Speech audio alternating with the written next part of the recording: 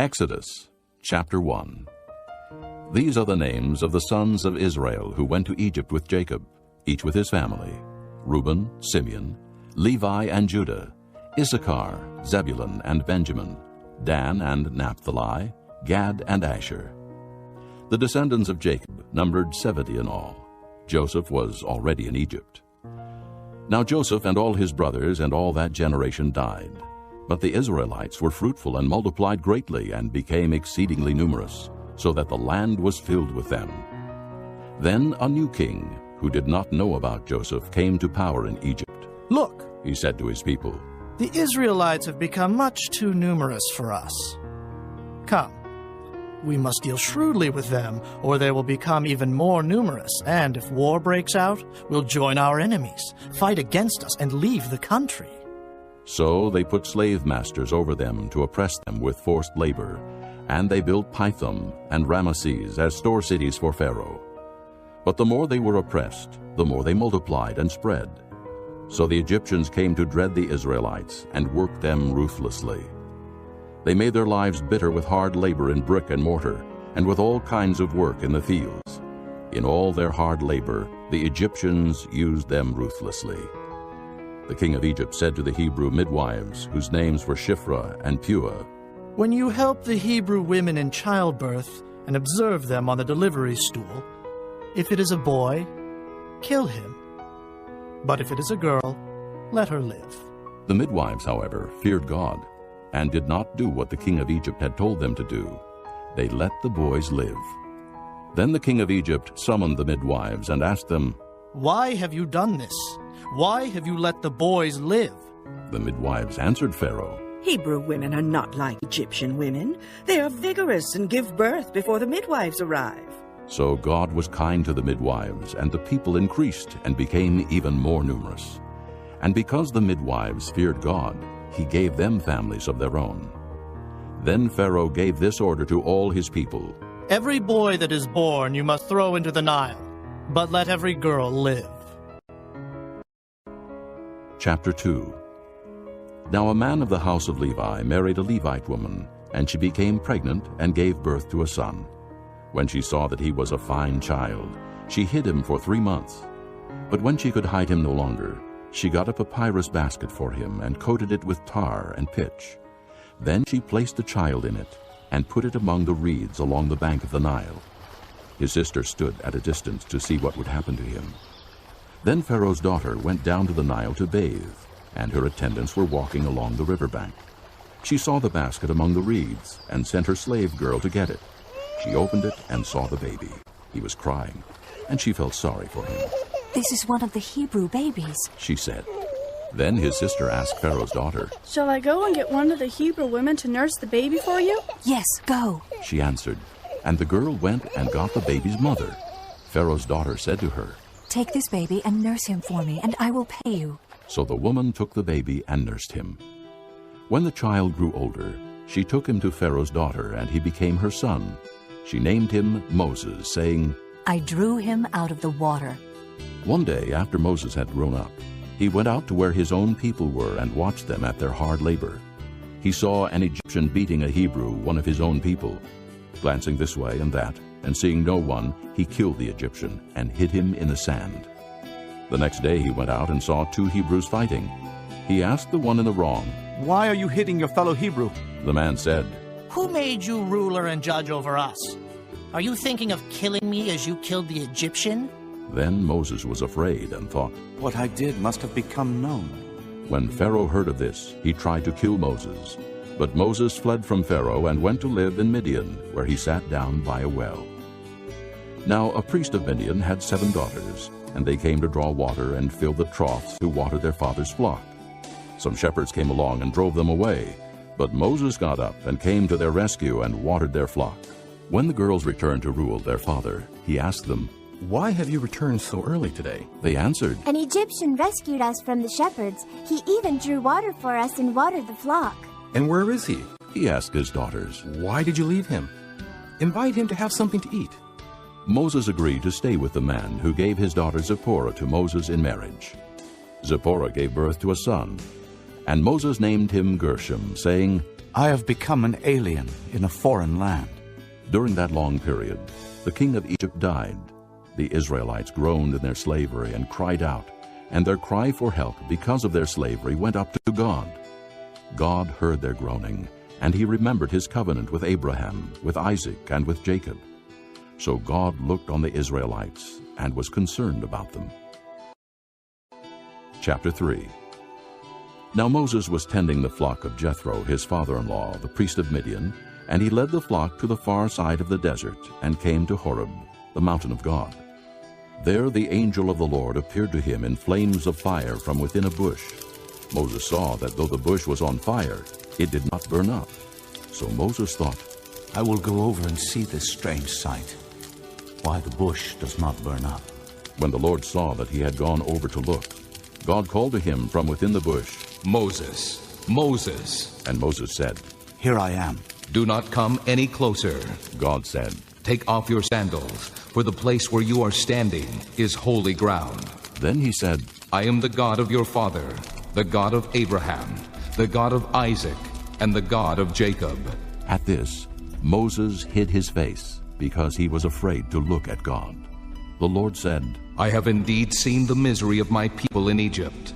I have heard them crying out because of their slave drivers, and I am concerned about their suffering. So I have come down to rescue them from the hand of the Egyptians, and to bring them up out of that land into a good and spacious land, a land flowing with milk and honey, the home of the Canaanites, Hittites, Amorites, Perizzites, Hivites, and Jebusites. And now the cry of the Israelites has reached me, and I have seen the way the Egyptians are oppressing them. So now, go.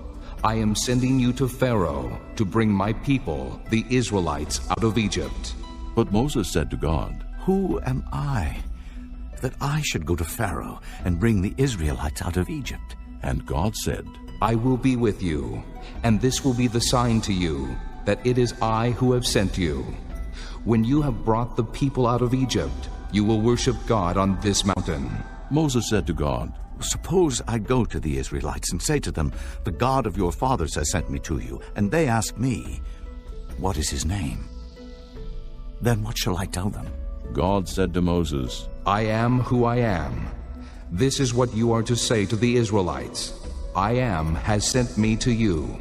God also said to Moses, Say to the Israelites, The Lord, the God of your fathers, the God of Abraham, the God of Isaac, and the God of Jacob has sent me to you.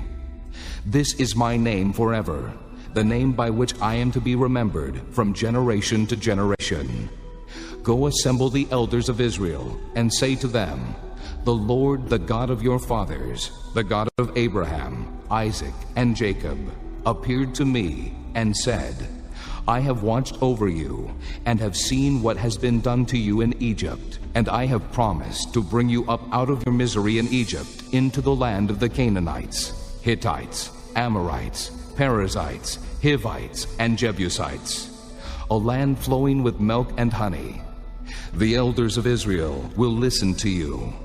Then you and the elders are to go to the king of Egypt and say to him, The Lord, the God of the Hebrews, has met with us. Let us take a 3-day journey into the desert to offer sacrifices to the Lord our God. But I know that the king of Egypt will not let you go unless a mighty hand compels him.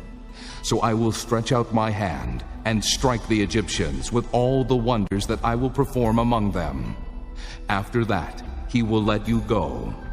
And I will make the Egyptians favorably disposed toward this people, so that when you leave, you will not go empty-handed. Every woman is to ask her neighbor, and any woman living in her house, for articles of silver and gold, and for clothing, which you will put on your sons and daughters. And so you will plunder the Egyptians. Chapter 4. Moses answered, What if they do not believe me, or listen to me and say, The Lord did not appear to you? Then the Lord said to him, What is that in your hand? A staff. He replied. The Lord said, Throw it on the ground. Moses threw it on the ground, and it became a snake, and he ran from it. Then the Lord said to him, Reach out your hand and take it by the tail. So Moses reached out and took hold of the snake, and it turned back into a staff in his hand. This, said the Lord, is so that they may believe that the Lord, the God of their fathers, the God of Abraham, the God of Isaac, and the God of Jacob has appeared to you. Then the Lord said, Put your hand inside your cloak. So Moses put his hand into his cloak, and when he took it out, it was leprous, like snow. Now put it back into your cloak, he said. So Moses put his hand back into his cloak, and when he took it out, it was restored like the rest of his flesh. Then the Lord said, If they do not believe you or pay attention to the first miraculous sign, they may believe the second. But if they do not believe these two signs or listen to you, take some water from the Nile and pour it on the dry ground. The water you take from the river will become blood on the ground. Moses said to the Lord, O Lord, I have never been eloquent, neither in the past nor since you have spoken to your servant. I am slow of speech and tongue. The Lord said to him, Who gave man his mouth? Who makes him deaf or mute? Who gives him sight or makes him blind? Is it not I, the Lord? Now go, I will help you speak and will teach you what to say. But Moses said, O Lord, please send someone else to do it. Then the Lord's anger burned against Moses, and he said, What about your brother, Aaron the Levite? I know he can speak well. He is already on his way to meet you, and his heart will be glad when he sees you. You shall speak to him and put words in his mouth. I will help both of you speak and will teach you what to do. He will speak to the people for you, and it will be as if he were your mouth and as if you were God to him. But take this staff in your hand so you can perform miraculous signs with it. Then Moses went back to Jethro, his father-in-law, and said to him, Let me go back to my own people in Egypt to see if any of them are still alive. Jethro said, Go, and I wish you well. Now the Lord had said to Moses in Midian, Go back to Egypt, for all the men who wanted to kill you are dead. So Moses took his wife and sons, put them on a donkey, and started back to Egypt. And he took the staff of God in his hand. The Lord said to Moses, When you return to Egypt, see that you perform before Pharaoh all the wonders I have given you the power to do. But I will harden his heart, so that he will not let the people go. Then say to Pharaoh, This is what the Lord says, Israel is my firstborn son, and I told you, Let my son go, so he may worship me. But you refuse to let him go, so I will kill your firstborn son. At a lodging place on the way, the Lord met Moses and was about to kill him.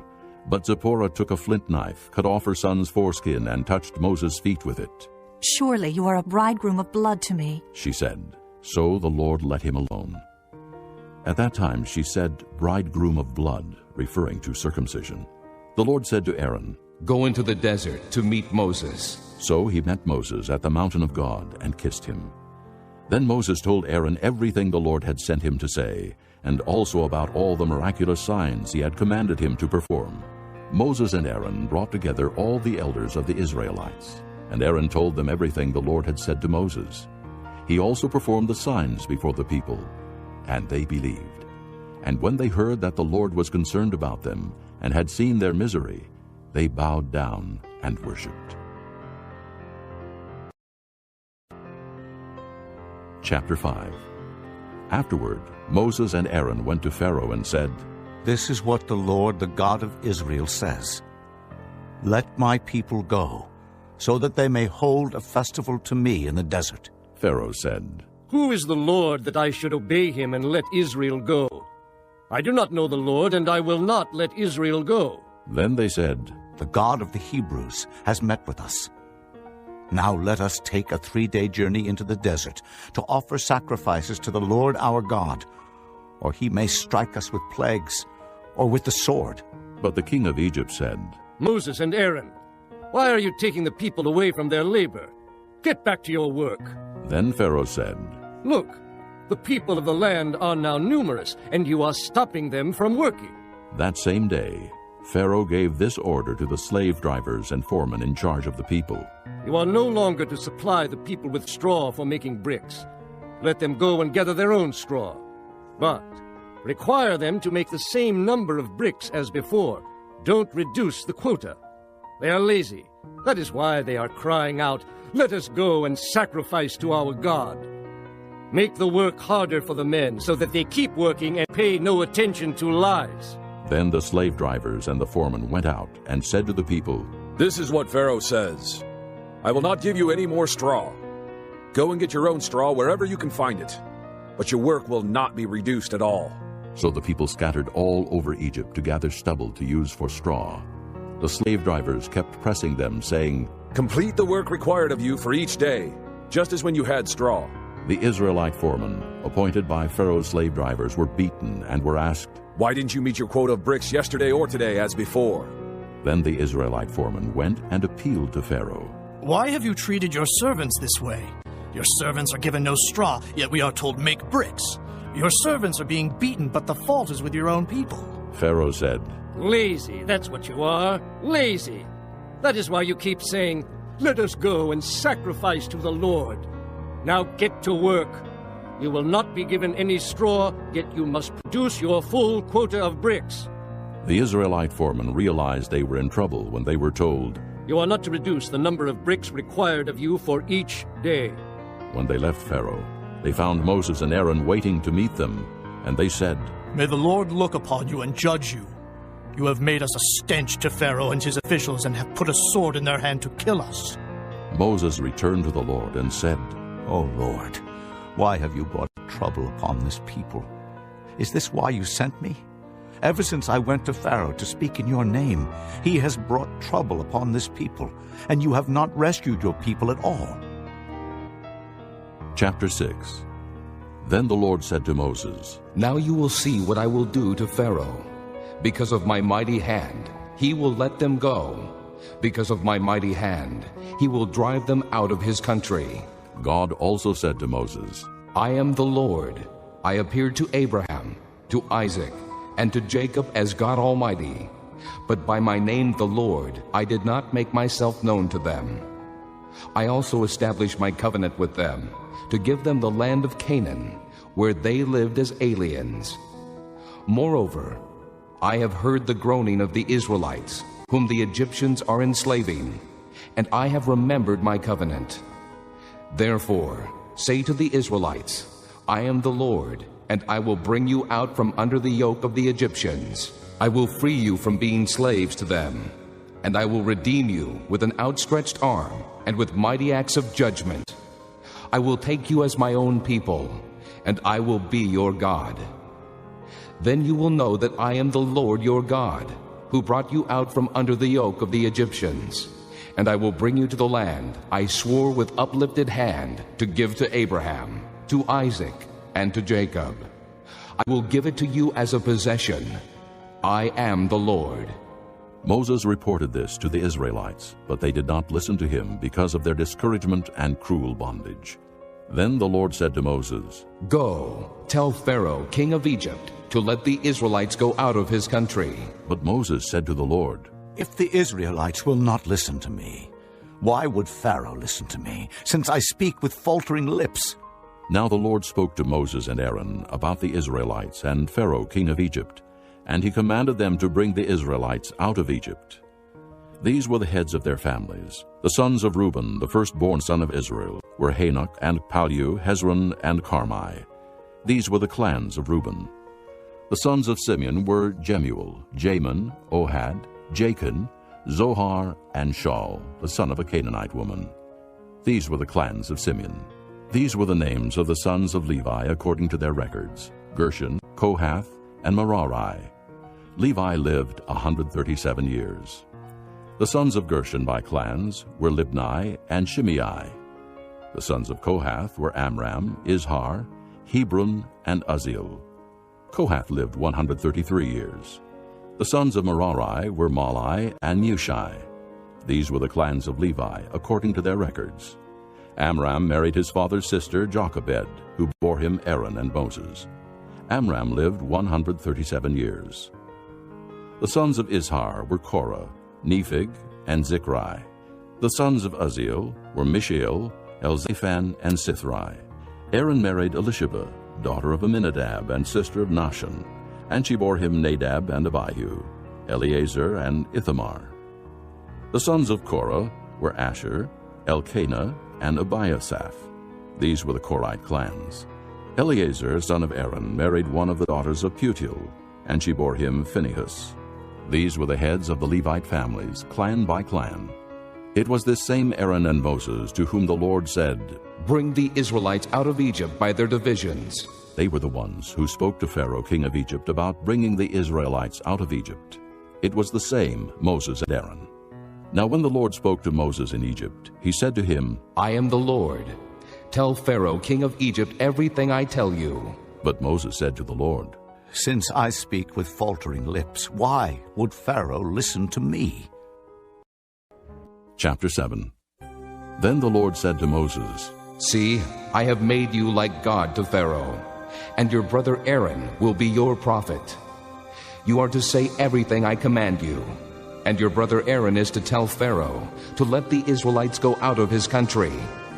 But I will harden Pharaoh's heart, and though I multiply my miraculous signs and wonders in Egypt, he will not listen to you.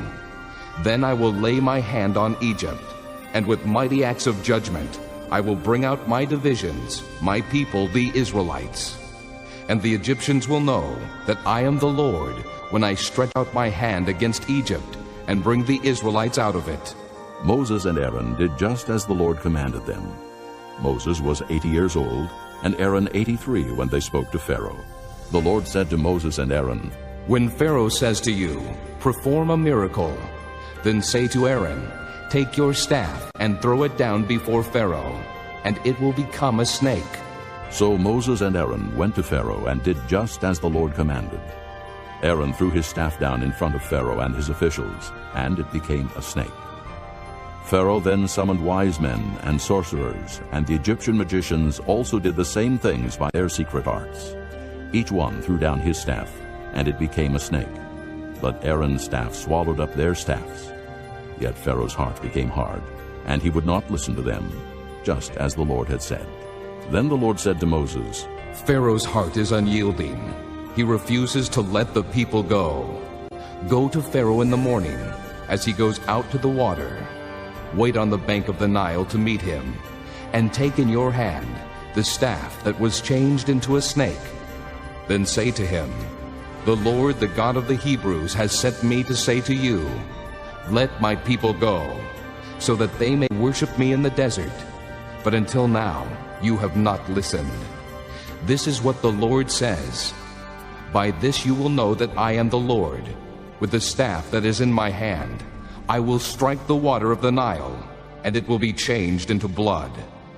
The fish in the Nile will die, and the river will stink. The Egyptians will not be able to drink its water." The Lord said to Moses, "Tell Aaron, take your staff and stretch out your hand over the waters of Egypt, over the streams and canals, over the ponds and all the reservoirs, and they will turn to blood. Blood will be everywhere in Egypt, even in the wooden buckets and stone jars." Moses and Aaron did just as the Lord had commanded. He raised his staff in the presence of Pharaoh and his officials and struck the water of the Nile, and all the water was changed into blood. The fish in the Nile died, and the river smelled so bad that the Egyptians could not drink its water. Blood was everywhere in Egypt. But the Egyptian magicians did the same things by their secret arts, and Pharaoh's heart became hard. He would not listen to Moses and Aaron, just as the Lord had said. Instead, he turned and went into his palace and did not take even this to heart. And all the Egyptians dug along the Nile to get drinking water, because they could not drink the water of the river. 7 days passed after the Lord struck the Nile. Chapter 8. Then the Lord said to Moses, "Go to Pharaoh and say to him, 'This is what the Lord says, let my people go, so that they may worship me. If you refuse to let them go, I will plague your whole country with frogs. The Nile will teem with frogs. They will come up into your palace and your bedroom and onto your bed, into the houses of your officials and on your people, and into your ovens and kneading troughs. The frogs will go up on you and your people and all your officials. Then the Lord said to Moses, Tell Aaron, stretch out your hand with your staff over the streams and canals and ponds, and make frogs come up on the land of Egypt. So Aaron stretched out his hand over the waters of Egypt, and the frogs came up and covered the land. But the magicians did the same things by their secret arts. They also made frogs come up on the land of Egypt. Pharaoh summoned Moses and Aaron and said, Pray to the Lord to take the frogs away from me and my people, and I will let your people go to offer sacrifices to the Lord. Moses said to Pharaoh, I leave to you the honor of setting the time for me to pray for you and your officials and your people, that you and your houses may be rid of the frogs, except for those that remain in the Nile. Tomorrow, Pharaoh said. Moses replied, It will be as you say, so that you may know there is no one like the Lord our God. The frogs will leave you and your houses, your officials, and your people. They will remain only in the Nile. After Moses and Aaron left Pharaoh, Moses cried out to the Lord about the frogs he had brought on Pharaoh. And the Lord did what Moses asked. The frogs died in the houses, in the courtyards, and in the fields. They were piled into heaps, and the land reeked of them. But when Pharaoh saw that there was relief, he hardened his heart and would not listen to Moses and Aaron, just as the Lord had said. Then the Lord said to Moses, Tell Aaron, stretch out your staff and strike the dust of the ground, and throughout the land of Egypt the dust will become gnats. They did this. And when Aaron stretched out his hand with the staff and struck the dust of the ground, gnats came upon men and animals. All the dust throughout the land of Egypt became gnats. But when the magicians tried to produce gnats by their secret arts, they could not. And the gnats were on men and animals. The magician said to Pharaoh, This is the finger of God. But Pharaoh's heart was hard, and he would not listen, just as the Lord had said. Then the Lord said to Moses, Get up early in the morning and confront Pharaoh as he goes to the water, and say to him, This is what the Lord says, Let my people go, so that they may worship me. If you do not let my people go, I will send swarms of flies on you and your officials, on your people, and into your houses. The houses of the Egyptians will be full of flies, and even the ground where they are. But on that day, I will deal differently with the land of Goshen, where my people live. No swarms of flies will be there, so that you will know that I, the Lord, am in this land. I will make a distinction between my people and your people. This miraculous sign will occur tomorrow. And the Lord did this. Dense swarms of flies poured into Pharaoh's palace and into the houses of his officials, and throughout Egypt the land was ruined by the flies. Then Pharaoh summoned Moses and Aaron and said, Go, sacrifice to your God here in the land. But Moses said, That would not be right. The sacrifices we offer the Lord our God would be detestable to the Egyptians. And if we offer sacrifices that are detestable in their eyes, will they not stone us? We must take a 3-day journey into the desert to offer sacrifices to the Lord our God as he commands us. Pharaoh said, I will let you go to offer sacrifices to the Lord your God in the desert, but you must not go very far. Now pray for me. Moses answered, As soon as I leave you, I will pray to the Lord. And tomorrow the flies will leave Pharaoh and his officials and his people. Only be sure that Pharaoh does not act deceitfully again by not letting the people go to offer sacrifices to the Lord. Then Moses left Pharaoh and prayed to the Lord. And the Lord did what Moses asked. The flies left Pharaoh and his officials and his people. Not a fly remained. But this time also Pharaoh hardened his heart and would not let the people go. Chapter 9. Then the Lord said to Moses, Go to Pharaoh and say to him, This is what the Lord, the God of the Hebrews, says, Let my people go, so that they may worship me. If you refuse to let them go and continue to hold them back, the hand of the Lord will bring a terrible plague on your livestock in the field, on your horses and donkeys and camels, and on your cattle and sheep and goats. But the Lord will make a distinction between the livestock of Israel and that of Egypt, so that no animal belonging to the Israelites will die. The Lord set a time and said, "Tomorrow the Lord will do this in the land." And the next day the Lord did it. All the livestock of the Egyptians died, but not one animal belonging to the Israelites died. Pharaoh sent men to investigate and found that not even one of the animals of the Israelites had died. Yet his heart was unyielding, and he would not let the people go. Then the Lord said to Moses and Aaron, "Take handfuls of soot from a furnace, and have Moses toss it into the air in the presence of Pharaoh. It will become fine dust over the whole land of Egypt, and festering boils will break out on men and animals throughout the land." So they took soot from a furnace and stood before Pharaoh. Moses tossed it into the air, and festering boils broke out on men and animals. The magicians could not stand before Moses because of the boils that were on them and on all the Egyptians. But the Lord hardened Pharaoh's heart, and he would not listen to Moses and Aaron, just as the Lord had said to Moses. Then the Lord said to Moses, "Get up early in the morning, confront Pharaoh and say to him, 'This is what the Lord, the God of the Hebrews, says. Let my people go, so that they may worship me. Or this time I will send the full force of my plagues against you, and against your officials and your people, so you may know that there is no one like me in all the earth.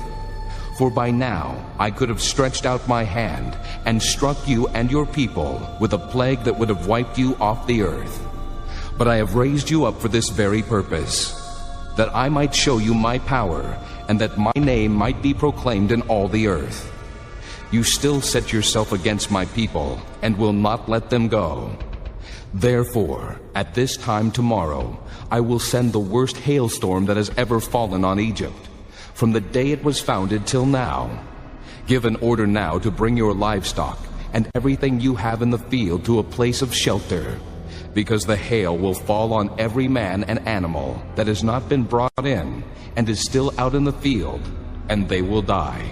Those officials of Pharaoh who feared the word of the Lord hurried to bring their slaves and their livestock inside.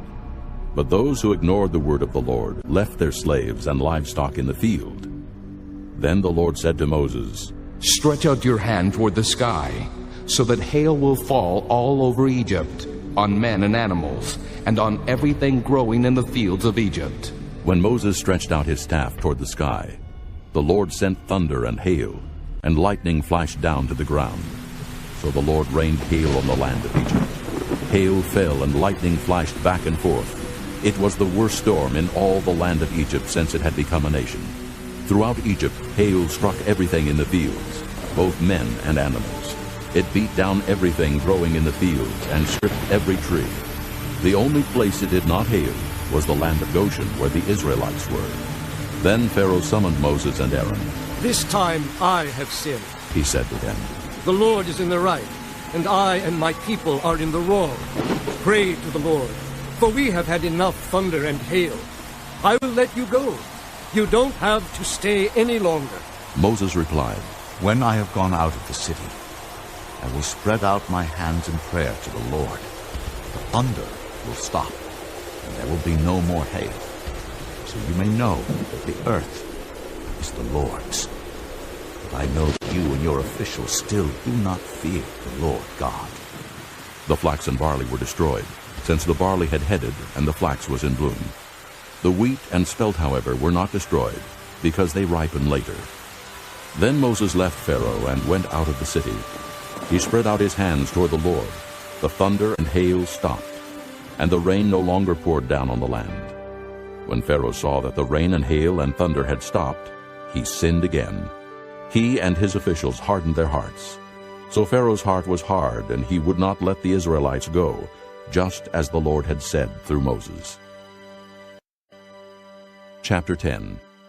Then the Lord said to Moses, "Go to Pharaoh, for I have hardened his heart and the hearts of his officials, so that I may perform these miraculous signs of mine among them, that you may tell your children and grandchildren how I dealt harshly with the Egyptians, and how I performed my signs among them, and that you may know that I am the Lord."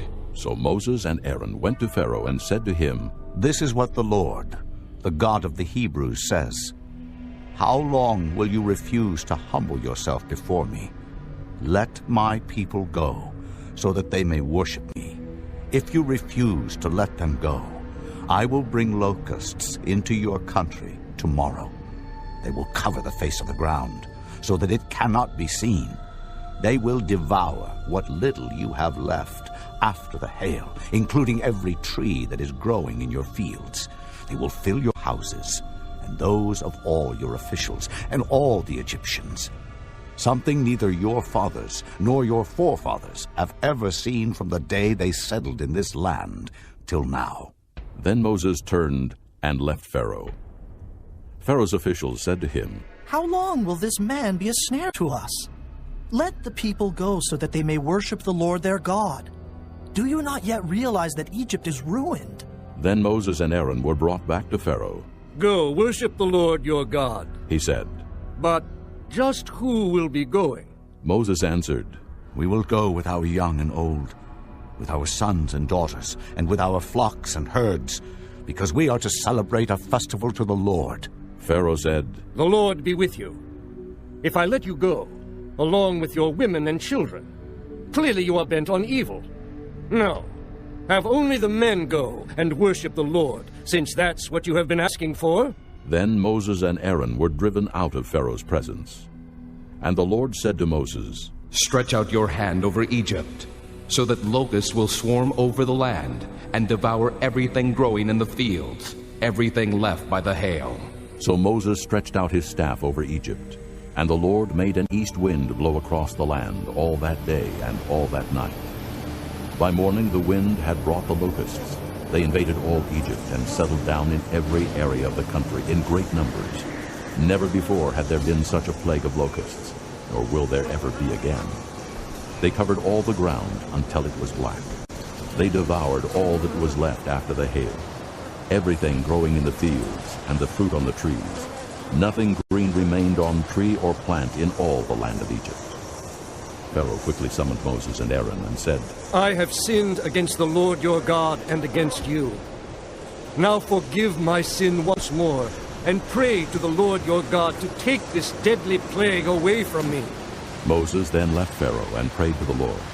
And the Lord changed the wind to a very strong west wind, which caught up the locusts and carried them into the Red Sea. Not a locust was left anywhere in Egypt. But the Lord hardened Pharaoh's heart, and he would not let the Israelites go. Then the Lord said to Moses, "Stretch out your hand toward the sky, so that darkness will spread over Egypt, darkness that can be felt." So Moses stretched out his hand toward the sky, and total darkness covered all Egypt for 3 days. No one could see anyone else or leave his place for 3 days. Yet all the Israelites had light in the places where they lived. Then Pharaoh summoned Moses and said, "Go, worship the Lord. Even your women and children may go with you. Only leave your flocks and herds behind." But Moses said, "You must allow us to have sacrifices and burnt offerings to present to the Lord our God. Our livestock too must go with us. Not a hoof is to be left behind. We have to use some of them in worshiping the Lord our God, and until we get there, we will not know what we are to use to worship the Lord." But the Lord hardened Pharaoh's heart, and he was not willing to let them go. Pharaoh said to Moses, "Get out of my sight. Make sure you do not appear before me again.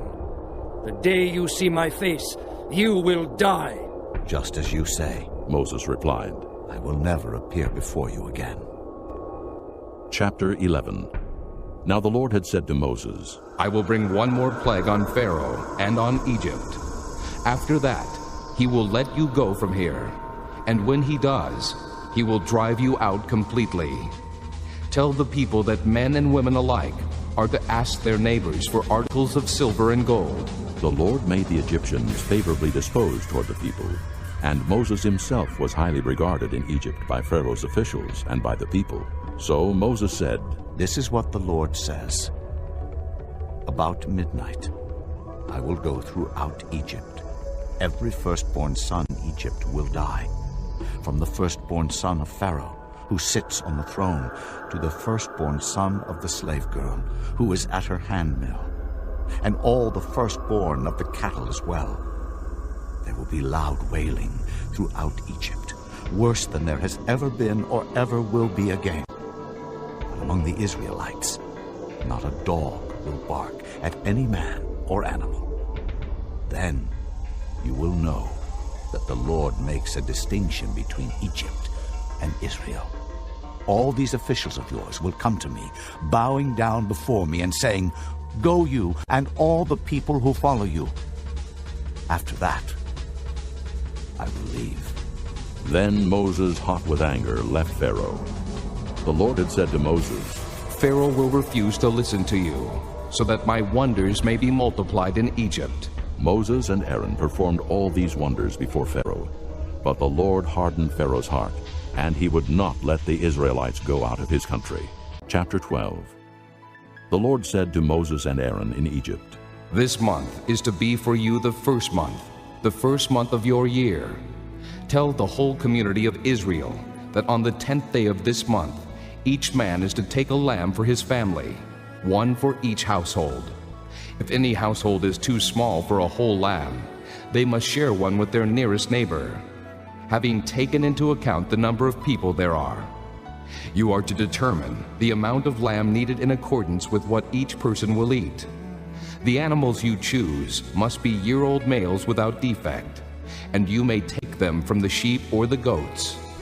Take care of them until the 14th day of the month, when all the people of the community of Israel must slaughter them at twilight. Then they are to take some of the blood and put it on the sides and tops of the doorframes of the houses where they eat the lambs. That same night they are to eat the meat roasted over the fire, along with bitter herbs and bread made without yeast. Do not eat the meat raw or cooked in water, but roast it over the fire, head, legs, and inner parts. Do not leave any of it till morning. If some is left till morning, you must burn it. This is how you are to eat it, with your cloak tucked into your belt, your sandals on your feet, and your staff in your hand. Eat it in haste. It is the Lord's Passover. On that same night, I will pass through Egypt and strike down every firstborn, both men and animals. And I will bring judgment on all the gods of Egypt. I am the Lord. The blood will be a sign for you on the houses where you are, and when I see the blood, I will pass over you. No destructive plague will touch you when I strike Egypt. This is a day you are to commemorate. For the generations to come, you shall celebrate it as a festival to the Lord, a lasting ordinance. For 7 days you are to eat bread made without yeast. On the first day, remove the yeast from your houses. For whoever eats anything with yeast in it, from the first day through the 7th, must be cut off from Israel. On the first day, hold a sacred assembly, and another one on the 7th day. Do no work at all on these days, except to prepare food for everyone to eat. That is all you may do. Celebrate the Feast of Unleavened Bread, because it was on this very day that I brought your divisions out of Egypt. Celebrate this day as a lasting ordinance for the generations to come. In the first month, you are to eat bread made without yeast, from the evening of the 14th day until the evening of the 21st day. For 7 days, no yeast is to be found in your houses, and whoever eats anything with yeast in it must be cut off from the community of Israel, whether he is an alien or native born. Eat nothing made with yeast. Wherever you live, you must eat unleavened bread. Then Moses summoned all the elders of Israel and said to them, Go at once and select the animals for your families and slaughter the Passover lamb. Take a bunch of hyssop, dip it into the blood in the basin, and put some of the blood on the top and on both sides of the doorframe. Not one of you shall go out the door of his house until morning. When the Lord goes through the land to strike down the Egyptians, he will see the blood on the top and sides of the doorframe, and will pass over that doorway. And he will not permit the destroyer to enter your houses and strike you down. Obey these instructions as a lasting ordinance for you and your descendants. When you enter the land that the Lord will give you, as he promised, observe this ceremony. And when your children ask you, What does this ceremony mean to you? Then tell them, It is the Passover sacrifice to the Lord, who passed over the houses of the Israelites in Egypt and spared our homes when he struck down the Egyptians." Then the people bowed down and worshipped. The Israelites did just what the Lord commanded Moses and Aaron. At midnight, the Lord struck down all the firstborn in Egypt, from the firstborn of Pharaoh who sat on the throne, to the firstborn of the prisoner who was in the dungeon, and the firstborn of all the livestock as well. Pharaoh and all his officials and all the Egyptians got up during the night, and there was loud wailing in Egypt, for there was not a house without someone dead. During the night, Pharaoh summoned Moses and Aaron and said, "Up! Leave my people, you and the Israelites. Go worship the Lord as you have requested. Take your flocks and herds as you have said, and go, and also bless me." The Egyptians urged the people to hurry and leave the country. For otherwise, they said, "we will all die." So the people took their dough before the yeast was added, and carried it on their shoulders in kneading troughs wrapped in clothing. The Israelites did as Moses instructed, and asked the Egyptians for articles of silver and gold and for clothing. The Lord had made the Egyptians favorably disposed toward the people, and they gave them what they asked for. So they plundered the Egyptians. The Israelites journeyed from Ramesses to Succoth. There were about 600,000 men on foot, besides women and children. Many other people went up with them, as well as large droves of livestock, both flocks and herds. With the dough they had brought from Egypt, they baked cakes of unleavened bread. The dough was without yeast because they had been driven out of Egypt and did not have time to prepare food for themselves. Now the length of time the Israelite people lived in Egypt was 430 years. At the end of the 430 years, to the very day, all the Lord's divisions left Egypt. Because the Lord kept vigil that night to bring them out of Egypt, on this night all the Israelites are to keep vigil to honor the Lord for the generations to come. The Lord said to Moses and Aaron, "These are the regulations for the Passover. No foreigner is to eat of it. Any slave you have bought may eat of it after you have circumcised him, but a temporary resident and a hired worker may not eat of it. It must be eaten inside one house. Take none of the meat outside the house. Do not break any of the bones. The whole community of Israel must celebrate it. An alien living among you who wants to celebrate the Lord's Passover must have all the males in his household circumcised. Then he may take part, like one born in the land. No uncircumcised male may eat of it. The same law applies to the native born and to the alien living among you." All the Israelites did just what the Lord had commanded Moses and Aaron. And on that very day, the Lord brought the Israelites out of Egypt by their divisions. Chapter 13. The Lord said to Moses, "Consecrate to me every firstborn male. The first offspring of every womb among the Israelites belongs to me, whether man or animal." Then Moses said to the people, "Commemorate this day, the day you came out of Egypt, out of the land of slavery, because the Lord brought you out of it with a mighty hand. Eat nothing containing yeast. Today, in the month of Abib, you are leaving. When the Lord brings you into the land of the Canaanites, Hittites, Amorites, Hivites, and Jebusites, the land he swore to your forefathers to give you, a land flowing with milk and honey. You are to observe the ceremony in this month. For 7 days, eat bread made without yeast, and on the 7th day, hold a festival to the Lord. Eat unleavened bread during those 7 days. Nothing with yeast in it is to be seen among you, nor shall any yeast be seen anywhere within your borders. On that day, tell your son, I do this because of what the Lord did for me when I came out of Egypt. This observance will be for you like a sign on your hand and a reminder on your forehead that the law of the Lord is to be on your lips. For the Lord brought you out of Egypt with his mighty hand. You must keep this ordinance at the appointed time, year after year. after the Lord brings you into the land of the Canaanites and gives it to you, as he promised on oath to you and your forefathers, you are to give over to the Lord the first offspring of every womb. All the firstborn males of your livestock belong to the Lord. Redeem with a lamb every firstborn donkey. But if you do not redeem it, break its neck. Redeem every firstborn among your sons. In days to come, when your son asks you, "What does this mean?" say to him, "With a mighty hand the Lord brought us out of Egypt, out of the land of slavery. When Pharaoh stubbornly refused to let us go, the Lord killed every firstborn in Egypt, both man and animal.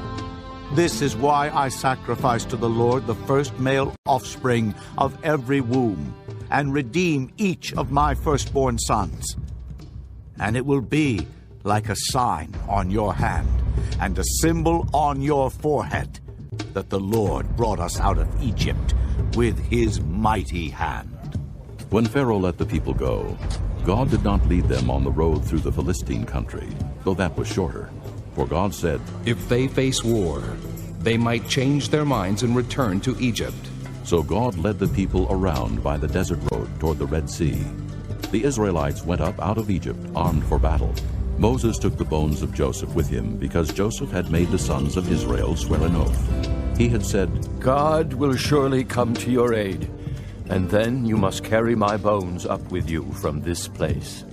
After leaving Succoth, they camped at Etham on the edge of the desert.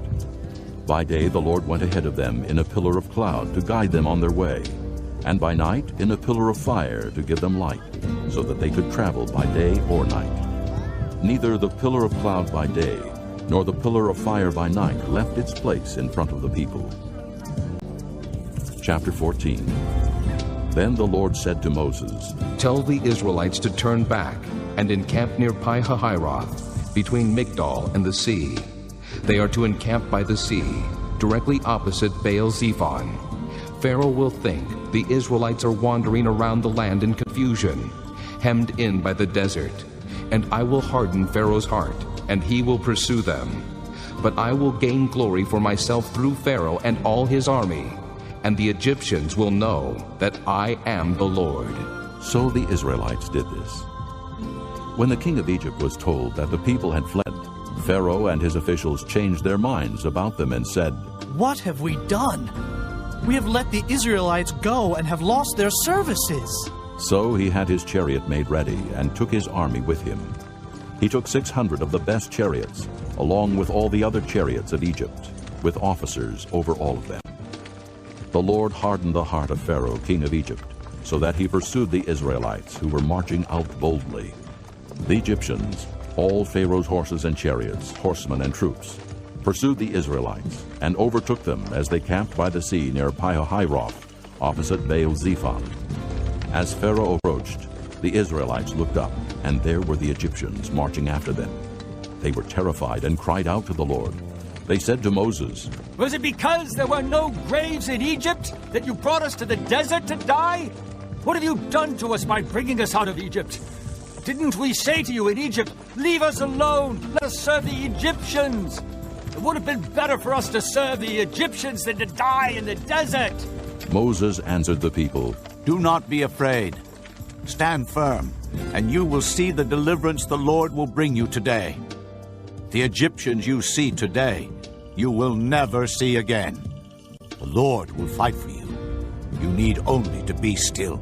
Then the Lord said to Moses, "Why are you crying out to me? Tell the Israelites to move on. Raise your staff and stretch out your hand over the sea to divide the water, so that the Israelites can go through the sea on dry ground.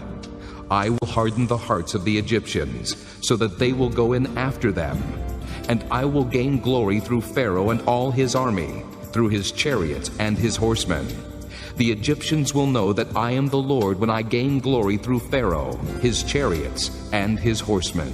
Then the angel of God, who had been traveling in front of Israel's army, withdrew and went behind them. The pillar of cloud also moved from in front and stood behind them, coming between the armies of Egypt and Israel. Throughout the night the cloud brought darkness to the one side and light to the other side, so neither went near the other all night long. Then Moses stretched out his hand over the sea, and all that night the Lord drove the sea back with a strong east wind and turned it into dry land. The waters were divided, and the Israelites went through the sea on dry ground, with a wall of water on their right and on their left. The Egyptians pursued them, and all Pharaoh's horses and chariots and horsemen followed them into the sea. During the last watch of the night, the Lord looked down from the pillar of fire and cloud at the Egyptian army and threw it into confusion. He made the wheels of their chariots come off, so that they had difficulty driving. And the Egyptians said, "Let's get away from the Israelites. The Lord is fighting for them against Egypt." Then the Lord said to Moses, "Stretch out your hand over the sea, so that the waters may flow back over the Egyptians and their chariots and horsemen." Moses stretched out his hand over the sea, and at daybreak the sea went back to its place. The Egyptians were fleeing toward it, and the Lord swept them into the sea. The water flowed back and covered the chariots and horsemen, the entire army of Pharaoh that had followed the Israelites into the sea. Not one of them survived. But the Israelites went through the sea on dry ground, with a wall of water on their right and on their left. That day the Lord saved Israel from the hands of the Egyptians, and Israel saw the Egyptians lying dead on the shore. And when the Israelites saw the great power the Lord displayed against the Egyptians, the people feared the Lord, and put their trust in him and in Moses his servant. Chapter 15. Then Moses and the Israelites sang this song to the Lord. I will sing to the Lord, for he is highly exalted. The horse and its rider he has hurled into the sea. The Lord is my strength and my song. He has become my salvation. He is my God, and I will praise him, my father's God, and I will exalt him. The Lord is a warrior. The Lord is his name. Pharaoh's chariots and his army he has hurled into the sea. The best of Pharaoh's officers are drowned in the Red Sea. The deep waters have covered them. They sank to the depths like a stone. Your right hand, O Lord, was majestic in power. Your right hand, O Lord, shattered the enemy. In the greatness of your majesty, you threw down those who opposed you. You unleashed your burning anger. It consumed them like stubble. By the blast of your nostrils, the waters piled up. The surging waters stood firm like a wall. The deep waters congealed in the heart of the sea. The enemy boasted, I will pursue, I will overtake them. I will divide the spoils, I will gorge myself on them. I will draw my sword, and my hand will destroy them. But you blew with your breath, and the sea covered them. They sank like lead in the mighty waters. Who among the gods is like you, O Lord? Who is like you, majestic in holiness, awesome in glory, working wonders? You stretched out your right hand, and the earth swallowed them. In your unfailing love, you will lead the people you have redeemed. In your strength, you will guide them to your holy dwelling. The nations will hear and tremble. Anguish will grip the people of Philistia. The chiefs of Edom will be terrified. The leaders of Moab will be seized with trembling. The people of Canaan will melt away. Terror and dread will fall upon them. By the power of your arm, they will be as still as a stone. Until your people pass by, O Lord, until the people you bought pass by. You will bring them in and plant them on the mountain of your inheritance, the place, O Lord, you made for your dwelling, the sanctuary, O Lord, your hands established. The Lord will reign forever and ever. When Pharaoh's horses, chariots, and horsemen went into the sea, the Lord brought the waters of the sea back over them. But the Israelites walked through the sea on dry ground. Then Miriam, the prophetess, Aaron's sister, took a tambourine in her hand, and all the women followed her with tambourines and dancing. Miriam sang to them, "Sing to the Lord, for he is highly exalted. The horse and its rider he has hurled into the sea." Then Moses led Israel from the Red Sea, and they went into the desert of Shur. For 3 days they traveled in the desert without finding water. When they came to Marah, they could not drink its water because it was bitter. That is why the place is called Marah. So the people grumbled against Moses, saying, "What are we to drink?" Then Moses cried out to the Lord, and the Lord showed him a piece of wood. He threw it into the water, and the water became sweet. There the Lord made a decree and a law for them, and there he tested them. He said, "If you listen carefully to the voice of the Lord your God, and do what is right in his eyes, if you pay attention to his commands and keep all his decrees, I will not bring on you any of the diseases I brought on the Egyptians, for I am the Lord who heals you." Then they came to Elim, where there were 12 springs and 70 palm trees, and they camped there near the water. Chapter 16. The whole Israelite community set out from Elim and came to the desert of Sin, which is between Elim and Sinai, on the 15th day of the 2nd month after they had come out of Egypt. In the desert, the whole community grumbled against Moses and Aaron. The Israelites said to them, "If only we had died by the Lord's hand in Egypt. There we sat around pots of meat and ate all the food we wanted. But you have brought us out into this desert to starve this entire assembly to death." Then the Lord said to Moses, "I will rain down bread from heaven for you. The people are to go out each day and gather enough for that day. In this way I will test them and see whether they will follow my instructions. On the 6th day they are to prepare what they bring in, and that is to be twice as much as they gather on the other days." So Moses and Aaron said to all the Israelites, "In the evening you will know that it was the Lord who brought you out of Egypt.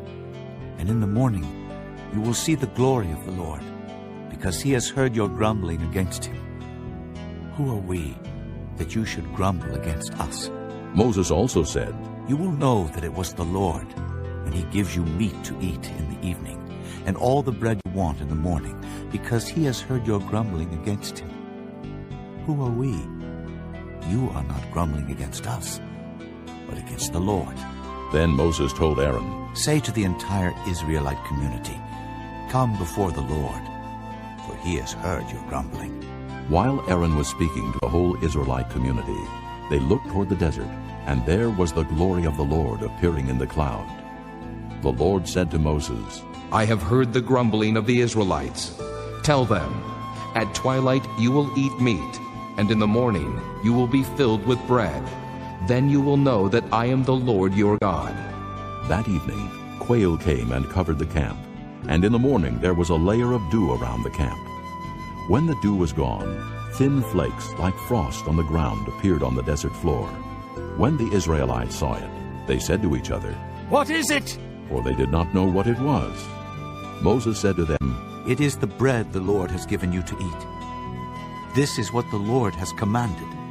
Each one is to gather as much as he needs. Take an omer for each person you have in your tent." The Israelites did as they were told. Some gathered much, some little. And when they measured it by the omer, he who gathered much did not have too much, and he who gathered little did not have too little. Each one gathered as much as he needed. Then Moses said to them, "No one is to keep any of it until morning." However, some of them paid no attention to Moses. They kept part of it until morning, but it was full of maggots and began to smell. So Moses was angry with them. Each morning everyone gathered as much as he needed, and when the sun grew hot, it melted away. On the 6th day they gathered twice as much, 2 omers for each person. And the leaders of the community came and reported this to Moses. He said to them, "This is what the Lord commanded. Tomorrow is to be a day of rest, a holy Sabbath to the Lord. So bake what you want to bake and boil what you want to boil. Save whatever is left and keep it until morning." So they saved it until morning, as Moses commanded. and it did not stink or get maggots in it. Eat it today, Moses said, because today is a Sabbath to the Lord. You will not find any of it on the ground today. 6 days you are to gather it, but on the 7th day, the Sabbath, there will not be any.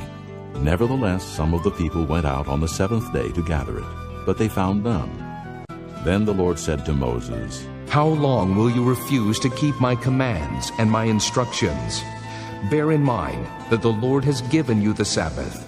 That is why on the 6th day he gives you bread for 2 days. Everyone is to stay where he is on the 7th day. No one is to go out. So the people rested on the 7th day. The people of Israel called the bread manna. It was white like coriander seed and tasted like wafers made with honey. Moses said, This is what the Lord has commanded. Take an omer of manna and keep it for the generations to come, so they can see the bread I gave you to eat in the desert when I brought you out of Egypt. So Moses said to Aaron, Take a jar and put an omer of manna in it. Then place it before the Lord to be kept for the generations to come. As the Lord commanded Moses, Aaron put the manna in front of the testimony, that it might be kept. The Israelites ate manna 40 years, until they came to a land that was settled. They ate manna until they reached the border of Canaan. An omer is 1/10 of an ephah.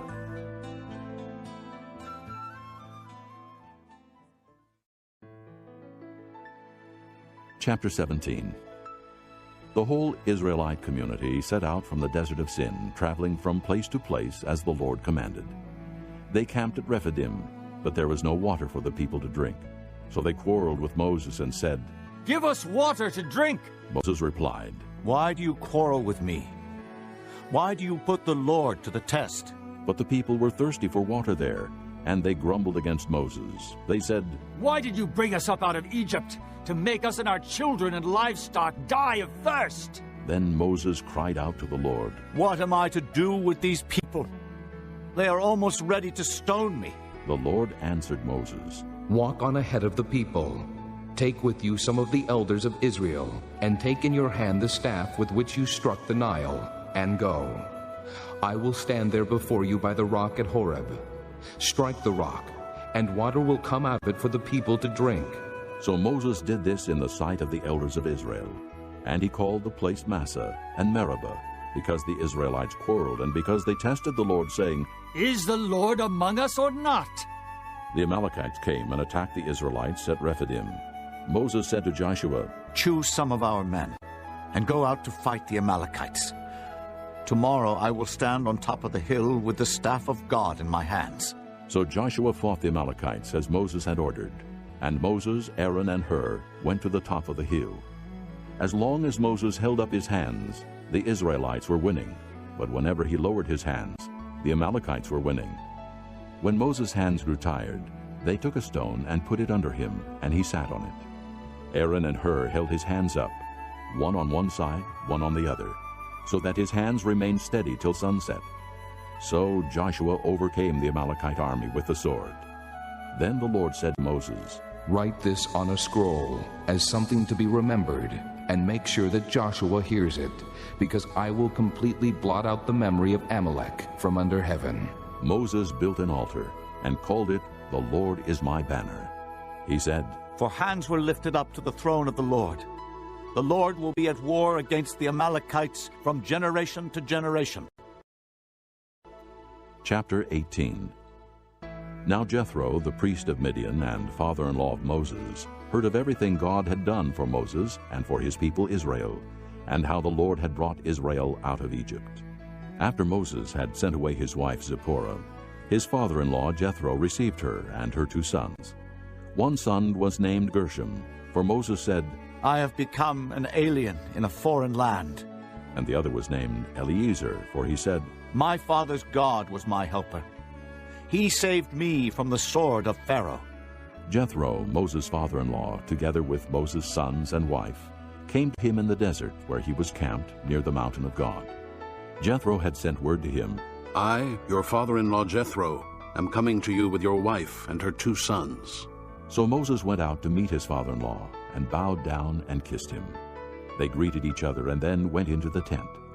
Moses told his father-in-law about everything the Lord had done to Pharaoh and the Egyptians for Israel's sake, and about all the hardships they had met along the way, and how the Lord had saved them. Jethro was delighted to hear about all the good things the Lord had done for Israel in rescuing them from the hand of the Egyptians. He said, "Praise be to the Lord, who rescued you from the hand of the Egyptians and of Pharaoh, and who rescued the people from the hand of the Egyptians. Now I know that the Lord is greater than all other gods, for he did this to those who had treated Israel arrogantly." Then Jethro, Moses' father-in-law, brought a burnt offering and other sacrifices to God. And Aaron came with all the elders of Israel to eat bread with Moses' father-in-law in the presence of God. The next day Moses took his seat to serve as judge for the people, and they stood around him from morning till evening. When his father-in-law saw all that Moses was doing for the people, he said, "What is this you are doing for the people? Why do you alone sit as judge, while all these people stand around you from morning till evening?" Moses answered him, "Because the people come to me to seek God's will. Whenever they have a dispute, it is brought to me, and I decide between the parties and inform them of God's decrees and laws." Moses' father-in-law replied, "What you are doing is not good. You and these people who come to you will only wear yourselves out. The work is too heavy for you. You cannot handle it alone. Listen now to me, and I will give you some advice, and may God be with you. You must be the people's representative before God and bring their disputes to him. Teach them the decrees and laws, and show them the way to live and the duties they are to perform. But select capable men from all the people, men who fear God, trustworthy men who hate dishonest gain, and appoint them as officials over thousands, hundreds, fifties, and tens. Have them serve as judges for the people at all times, but have them bring every difficult case to you.